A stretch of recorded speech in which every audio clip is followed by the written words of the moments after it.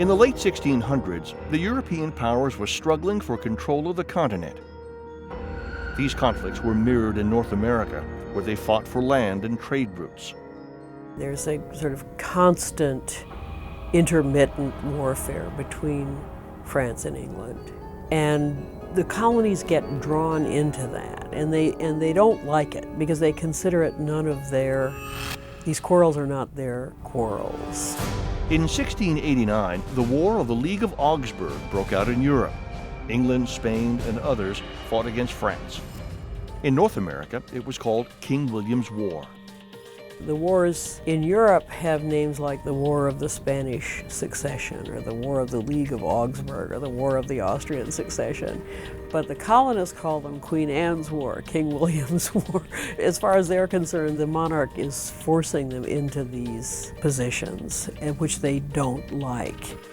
These conflicts escalated when Native Americans became involved. There were also very, very powerful and growing Indian polities in the Ohio Valley and in the Southeast and in the Great Lakes region.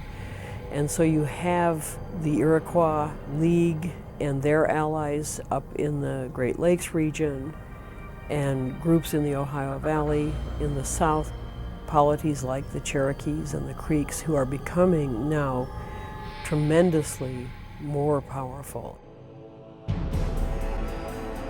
As King William's War ended in 1697, Queen Anne's War broke out only a few years later, in 1702, with many of the same countries battling over the same territories in the American frontier.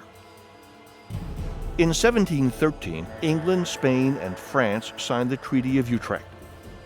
England took possession of Acadia, Newfoundland, and the valuable Hudson Bay region.